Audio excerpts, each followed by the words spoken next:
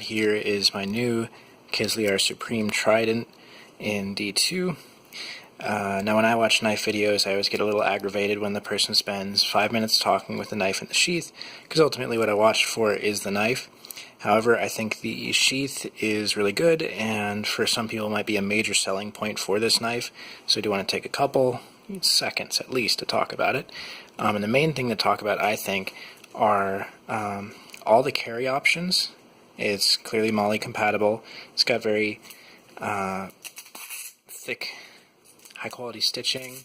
It's got Velcro straps here, so you can strap that to your belt if you like, but you can also carry it through if you prefer to loop your belt through it. You could probably find some way to attach it from here also. You've got this nice length of cord. So up here you have a nice little belt loop, and one of the things to mention here is that, like many other components of this sheath, this is modular. You can pull this out and adjust it, so the knife will be as kitted out as you like. So that's the sheath. It is ambidextrous, so you can put in the knife whichever side you like. It's got a good secure hold. So if you can see here, it's got those little ridges, and this is hard to do one-handed, but they go right into this finger groove. There is some rattling, but you really have to shake it, and even then it's only sometimes. But when you clip this, it is almost completely silent. All you're hearing is this. Let's get the knife out, because I don't want to be one of those people.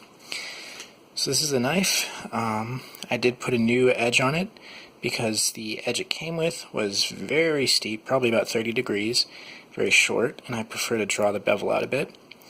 But in general, the first thing that struck me about this knife were the ergonomics. It feels very much like a high-quality tool when you first put it in your hands, and I mean that in a very literal way. So if you've ever held like a really good hammer with a nice grip, or a really good screwdriver, this is what that feels like. The Kratom is hard but has a little give, and under hard use it will wear. Frankly, I haven't even put it through much hard use beyond sharpening, stropping, and a tiny bit of test cutting, and it's already got this here, so that'll wear down over time. That's just a given. The weight is such that the point of balance is probably about in this finger groove. The design of the knife with these protruding little bits of metal, I'm not sure what to call them, make it so that really this is the best grip. Something like this, maybe even. But I can't put my thumb here comfortably, really. This choil is more for sharpening, I think. But it does feel good in the hand, feels very solid. Very tight, good machining, very smooth. And something that I appreciate about the machining, moving up the blade, is that it's a little rougher here, and I think they know that's because so many people in the West, and the US especially on YouTube, will try and strike a ferro rod off their knife to see if it's a good knife or not. This one, yeah, you could definitely do it here. There are videos of people doing it. It's got a little glass breaker down here. Doesn't protrude too much, which is something that put me off a couple other knives. So moving up here, you can see it's got this clip point, this sort of saber grind. So what I notice about the grind is that it makes it not a great slicer. So for food prep, this would not be the best knife in the world. That's just sort of a sacrifice you make, and what you get in return is very good cutting. I tested this out on a milk jug, empty, that I filled with water. And my first cut, I was sort of finding my range, and I felt it collide with the handle, and because of the noise and the feeling that I had, I thought I had just bumped off of it, and so I was beating myself up for not sharpening the knife well. But when I looked closely, I could see that the two ends of the handle of the jug were sort of off kilter, like this. So if this is aligned, sort of off kilter, and it was just bleeding out a little bit of water. So what that tells me is that, as opposed to glancing off, I'd actually cut through very cleanly without, tearing through the plastic. I did a couple other test cuts. I first came from this direction, slightly deeper than my first cut, passed through. You feel like a thunk, but there's no real resistance. Then I reversed direction and went deeper, and it just passed right through. So it's a fantastic cutter. The thrust as well, it felt more like poking into a membrane than actually, stabbing through anything. I think between the swedge, which is unsharpened, and the general weighting of this knife, it makes for an excellent thruster.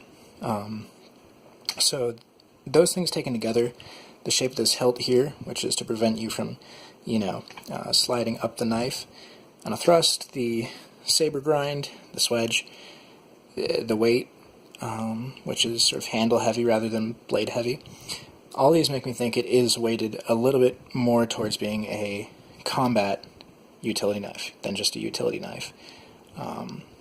But still, I really don't see a great number of tasks that you would need for camping, even for bushcraft, that you couldn't do with this, because a knife is a knife is a knife. General very solid construction. The D2 was a pain to work with. It took a lot of time because I don't have very low grit sharpening stones. And this really was very steep in the beginning. But now I'm happy with it. I'm getting it sharper and sharper. Something that was discouraging initially is that it would just not do a good job of cutting through paper and, splitting an apple when I tried to cut it. And nowhere near shaving sharp, of course. It's getting better on paper, but what I realized with the cutting test is that those kinds of very fine cutting tasks aren't a good demonstration of what this can do. So I look forward to being able to put this to use on something like a camping trip, because it's not designed to, slice micron thick pieces of tomato. It's made for heavier use than that. I guess as far as closing thoughts go, I'm very happy with this. The sheath is great. I got this for an excellent value. The price dropped down to about 60 something on Amazon. It's since shot back up, but I advise you to keep an eye on it, because who knows, maybe it could drop back down. I think this brand is sort of underappreciated, and if they do continue to, if you see knives in the $60 to $80 range, maybe even $100, this wouldn't be a bad deal. Something I am thinking about right now, though, is whether I could swap out the handle, because over time you might need to do that.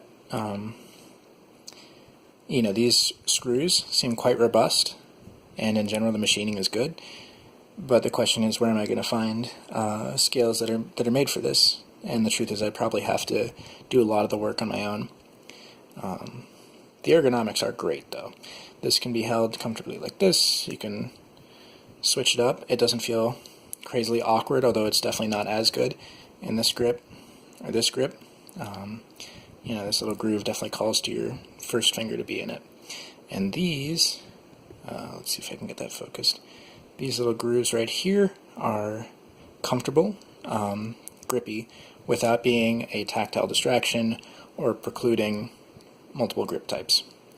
I find I like to have my thumb here when I do this, but all conjecture. So in general, I can recommend this.